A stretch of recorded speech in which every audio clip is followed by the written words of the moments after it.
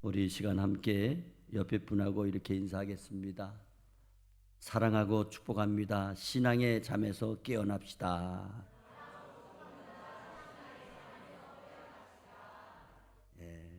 오늘 봉독한 말씀을 가지고 깨어있으라, 깨어있으라, 그런 제목으로 함께 은혜를 나누겠습니다.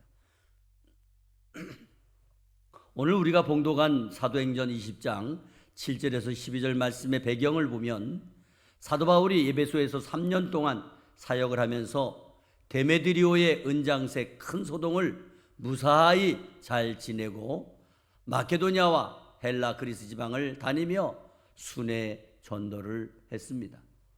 그 후에 다시 배를 타고 북쪽으로 올라와서 소아시아 서북쪽 해안 도시인 트로아에 도착하게 되었습니다. 트로아의 고대 이름은 알렉산드리아 트로아로서 에게해 연안 그 위치에 있는 항구 도시였습니다. 사도 바울은 트로아에서 유럽 마케도니아로 처음 건너갈 때에도 그곳에서 환상을 보고 떠났던 곳이었는데, 하나님이 환상을 보여주었다는 것만큼 복음 전파의 중요한 기착지 역할을 했던 곳으로 기록이 되어 있습니다. 안식 후 첫날, 즉 오늘 본문 7절 말씀에 그 주간의 첫날에 우리가 떡을 떼려 하여 모였더니, 이 말씀은 초대교회가 안식일이 아닌 주일날, 곧 예수님께서 부활하신 그날 모여서 예배를 드리게 되었던 것입니다. 이것은 초대교회 예배의 전통에 새로운 기원을 보여주고 있는 것입니다. 여기 먼저 떡을 떼었다고 하는 것은 단순히 식사했다는 것이 아니라 성찬식을 가졌다는 것입니다. 초대교회 공동체가 함께 모여 말씀을 나누고 성찬식을 통해서 예수 그리스도의 죽으심과 부활을 기념했던 것입니다. 오늘 본문 8절 말씀해 보니 윗다락에 많은 등불을 켜놓았다고 기록하고 있습니다. 이 말씀은 당시 건물들은 창문이 좁고 환기가 잘 되지 않았습니다. 그리고 밤이 되자 등불을 많이 켜놓았는데 이것은 공간을 환하게 하려는 목적도 있었지만 건물 내부에 산소가 부족해서 공기가 탁해 있는 것을 원인으로 볼 수가 있습니다. 이렇게 등불을 많이 켜놓은 것으로 볼 때에 당시 예배드리는 장소가 특별히 예배당이 있었던 것이 아닙니다. 오늘 본문에 윗다락에 모였다고 말씀하는데 그것은 그 당시에 교회당 건물이 따로 없었던 시절이라 보통 성도들 중에 집이 큰 사람, 부유한 성도의 집에서 모이곤 했던 것입니다. 한마디로 성도의 집을 예배드리는 장소로 사용했습니다. 오늘날의 경우에는 3층 다락방과 같은 큰 집의 공간을 예배 장소로 사용했던 것입니다. 그날 밤이 늦도록 집회에 몰입이 되어서 시간이 가는 줄 모르고 사도 바울이 말씀을 선포하고 사람들은 경청하고 있었습니다. 그런데 마침 유두고라고 하는 청년이 사도 바울의 긴 설교를 듣던 중에 피곤했는지 창가에 앉아서 듣다가 잠깐 잠에 빠지면서 3층에서 떨어져 죽고 말았습니다. 그러자 사도 바울이 뛰어내려가서 죽은 유두고 위에 엎드려 앉고 떠들지 마라, 생명이 하나님에게 있다 선언함으로 청년 유두고가 다시 살아나게 되었던 것입니다. 이것은 단순한 사고의 극복이 아니라 하나님께서 사도 바울을 통해서 사도적 권위와 생명의 주권을 보여주셨던 기적 사건입니다. 오늘 안식일 대신에 부활절 날인 주일에 모여서 말씀과 성찬을 나누었다고 하는 것은 초대교회의 신앙 고백이 담겨있는 가장 중요한 시도였습니다. 사도 바울은 다음 날 떠나야 했기 때문에 밤새도록 말씀을 전해주었던 것입니다. 사람들은 사도 바울의 마지막 교훈을 붙잡으려고 하는 열정과 사모함을 보여주었던 것으로 볼 수 있습니다. 그뿐만 아니라 3층에서 떨어져 죽었던 청년 유두고가 다시 살아난 이 사건은 복음을 통해서 죽음이 생명으로 바뀌어지는 부활신앙을 상징하는 사건이 되었다는 것입니다. 오늘 본문 12절 말씀에 사람들이 살아난 청년을 데리고 가서 적지 않게 위로를 받았더라. 이 놀라운 기적 사건은 교회 안에 있는 믿음의 공동체 안에서 믿음을 더욱더 굳게 할 수 있게 되었고 복음 사역에 큰 힘을 실어주는 놀라운 사건이 되었던 것입니다. 다시 오늘 말씀을 정리해 본다면 오늘 본문 말씀은 초대교회 주일 예배의 기원과 말씀 그리고 성찬의 중심성, 사도적 기적을 통한 생명의 역사와 부활 신앙의 확증을 보여주고 있는 영적으로 놀라운 장면이었다는 것을 알 수가 있습니다. 사도 바울의 긴 설교와 청년 유두고의 기적적인 생명이 다시 살아나는 회생과 공동체의 위로는 복음이 생명의 능력이 있다고 하는 것을 증거해주고 있는 것입니다. 그러면 오늘 본문을 통해서 저와 여러분에게 주신 영적인 교훈이 무엇입니까? 세 가지로 말씀드립니다. 첫째로 영적인 잠에서 깨어있으라 하는 것입니다. 오늘 청년 유두고의 사건을 통해서 영적으로 깨어있지 않으면 위험하다는 것을 보여주고 있는 것입니다. 청년 유두고는 한창 젊은 나이에 청년이에요. 요즘 교회마다 청년들이 많이 모이지 않는다고 합니다. 이때에도 청년들이 그렇게 많지 않았어요. 그런데 젊은 청년이 열심히 집회에 참석했다는 것만으로 볼 때에 믿음이 있는 청년으로 볼 수 있습니다. 그렇지만 영적인 졸음 때문에 중요한 말씀을 놓치고 있다는 것입니다. 이것은 오늘날 성도들이 교회에 몸은 와 있지만 마음은 세상에 가 있거나 또는 말씀을 듣기는 들어도 흘려듣는 모습과 똑같은 것입니다.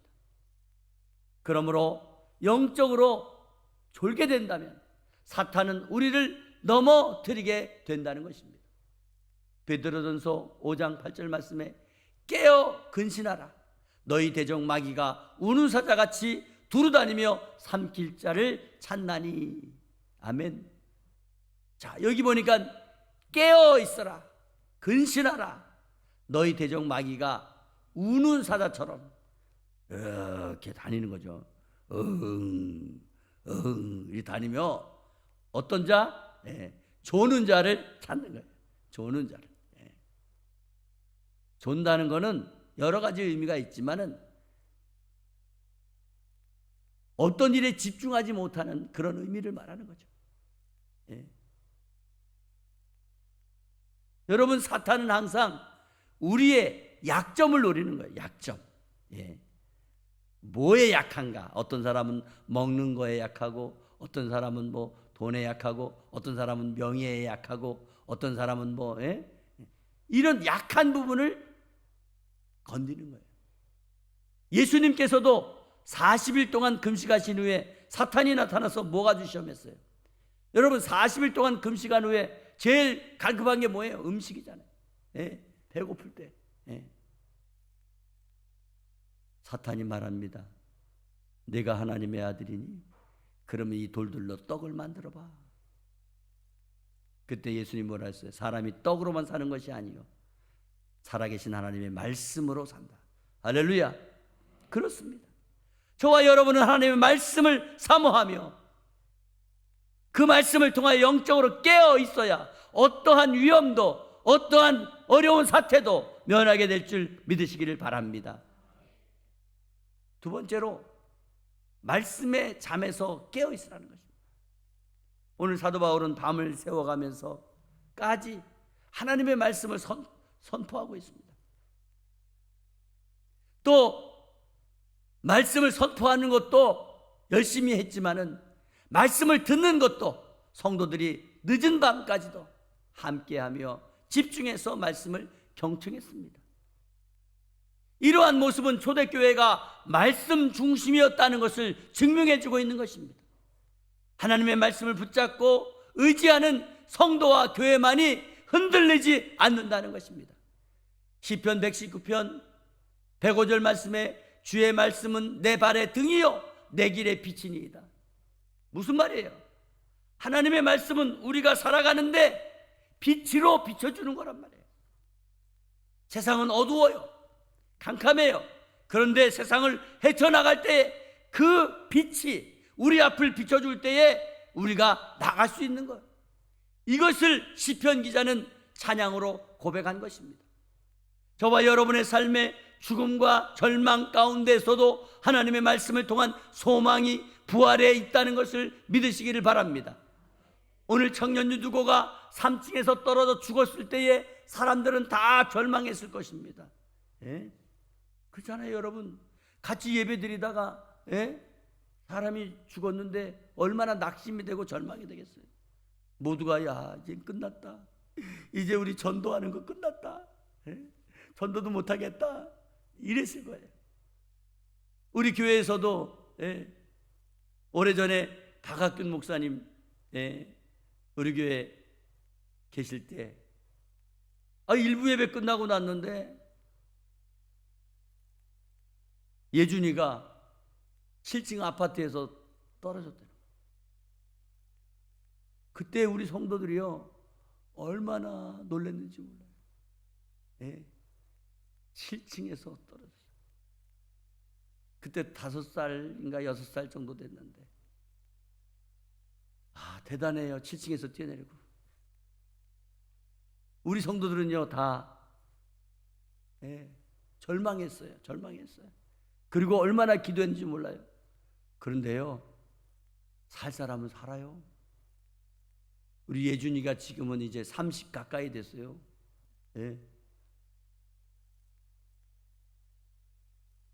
지금 일본에 가서 일을 하고 있는데 예준이랑 같이 아주대 병원에 입원했는데 한 친구는 빌라 3층에서 떨어졌는데 어린이인데 그 아이는 3층에서 떨어졌는데 죽었어요. 근데 우리 박학균 목사님 아들 7층에서 떨어졌는데도 하나님이 살려주셨어요. 할렐루야. 여러분, 우리 믿는 사람들끼리 어떤 생각지 않았던 그런 죽음의 상황이 벌어졌다고 생각해 보세요. 얼마나 절망됐어요. 하지만 사도 바울은 말씀을 믿음으로 그를 끌어안았어요. 그리고 떠들지 말라, 생명이 하나님께 있다. 할렐루야. 그리고 죽은 유두고를 살려냈습니다. 이처럼 부활의 능력은 절망을 소망으로 바꾸는 것임을 믿으시기를 바랍니다. 오늘날 저와 여러분의 가정과 교회와 인생에 있어서 절망 같은 상황을 만나게 되었을 때에 하나님의 생명의 말씀을 통한 부활 신앙으로 주님께 소망을 두고 살아나게 되는 역사가 있기를 간절히 바랍니다. 요한복음 11장 25절 말씀에 나는 부활이요 생명이니 나를 믿는 자는 죽어도 살겠고. 아멘. 그렇습니다. 예수를 믿는 사람은 영생을 약속받았으며 육신적으로 죽어도 다시 영적으로 살아나는 소망이 있는 줄 믿습니다. 우리는 부활의 소망으로 살아가는 것입니다. 세 번째로 예배의 잠에서 깨어 있으라는 것입니다. 오늘날 구원받은 저와 여러분의 삶을 통하여 우리가 드린 예배에 대한 태도를 점검해 보시기를 바랍니다. 혹시 오늘날 내가 하나님께 형식적으로 예배를 드리고 있지는 않은가? 마음은 개슴칠에 졸음이 오면서 눈은 세상을 향하고 있지는 않은가? 예배는 주님을 만나는 시간이라는 걸 알아야 됩니다. 온 마음과 정성을 다하여 깨어서 예배 드려야 되는 것입니다. 그렇게 함으로 우리의 영적 생활에서 깨어 있게 되는 것입니다. 성경 말씀 읽기와 기도 말씀을 묵상하는 일에 소홀히 할 때에 우리의 영적인 잠은 더욱더 깊어질 수밖에 없는 것입니다. 하루를 시작할 때 말씀으로 무장하시고 시작하고, 삶의 현장에서는 말씀을 붙잡으시고 sal아가며 우리의 영혼이 깨어나게 되어지는 것입니다. 부활의 소망으로 깨어나야 되는 것입니다. 이 세상은 정말 절망과 죽음의 소식으로 가득 차 있어요. 그러나 우리는 부활의 주님을 바라보며 소망을 품고 살아가시기 바랍니다. 이것이 우리를 절망에서 지켜주는 놀라운 에너지가 될 줄 믿습니다. 우리는 운전하시는 분들, 운전 중에 졸음의 위험을 너무나 잘 알잖아요. 예, 너무나 잘 알죠. 운전할 때 잠깐 졸았는데요, 무섭더라고요. 저도 운전하다가 좋은 적이 있어요. 순간 과당탕탕 하는데, 그래도 앞차를 받은 게 아니고 옆에 물 담아가지고 세워놓는 그 통이 이렇게 빨간색, 하얀색, 빨간색, 하얀색 이렇게 된 통이 있어요. 예, 아마 보신 적 있을 거예요. 그거 이렇게 쭉 세워놨는데 다다다다닥, 제가 글쎄, 제가 소다가 남사 공장 있을 때 아침마다 일주일에 한 번씩 가서 예배 드렸어요. 수요일 날 아침에. 그때 우리 교육자들하고 부교육자들이 교대로 가고 저도 가고 그랬는데, 사실은 처음에는 저 혼자만 갔어요. 새벽기도 끝나고 그리고 아침에 일찍 거기 가서 예배, 직장 선교하는 거죠. 새벽기도 끝나고 또 거기 가서 예배 드리고, 그리고 오다가 깜빡 졸았는데 순간 다다다다닥 하다. 그래도 그나마 제가 브레이크를 잘 밟았으니까 그렇지, 또 어떤 분은 악셀에다를 밟는 분이 있어요. 큰일 나는 거예요. 급하니까 그냥 아무거나 밟으면 되는 줄 알고. 졸음이 그렇게 무서워요. 영적 생활도 마찬가지입니다. 잠깐의 방심과 사소한 작은 죄라고 할지라도 가볍게 여기는 그 순간 큰 영적인 사태가 일어날 수 있는 것입니다. 세계 기독교 역사 속에서 중세교회 부흥의 비결이 바로 어디에 있었느냐? 말씀 가운데 있어요. 복음의 거장인 요한 웨슬레, 또 스펄전 목사님, 무디 목사님이 살아계신 하나님의 말씀을 선포할 때에 그 전도 집회에 집중하는 그 사람들이 많이 모였었잖아요. 우리나라에도 전도 집회할 때 많이 모였잖아요. 그 말씀 집회를 통해서 부흥의 역사가 일어났던 겁니다. 우리나라에도 1907년 평양 대부흥 운동이 일어났을 때 모든 성도들을 깨우고 기도하게 하고 말씀에 집중하게 하고, 그래서 드린 예배 때 성령의 역사가 일어난 거예요. 깨어있는 성도, 깨어있는 나라, 깨어있는 교회, 깨어있는 예배를 통해서 생명이 회복이 되는 기적같은 성령의 역사가 일어나는 것을 믿으시기 바랍니다. 사랑하는 성도 여러분, 오늘 본문 말씀은 단순히 한 청년의 실수를 기록하고 있는 말씀이 아닙니다. 오늘날 영적으로 잠자고 있는 성도들에게 주시는 영적인 경고이며 위로의 메시지입니다. 우린 영적으로 졸지 말고 깨어 있기를 바랍니다. 하나님의 말씀을 사모하며 깨어 있기를 바랍니다. 부활 소망 안에서 예배에 깨어 있기를 바랍니다. 저와 여러분의 신앙과 교회가 잠들지 않도록 끝까지 깨어 있어서 다시 오실 주님을 맞이할 수 있는 평강의 교회 모든 성도들이 다 되시기를 주 예수 그리스도의 이름으로 축원합니다. 축원합니다. 거룩하시고 사랑이 많으신 하나님 아버지, 감사합니다.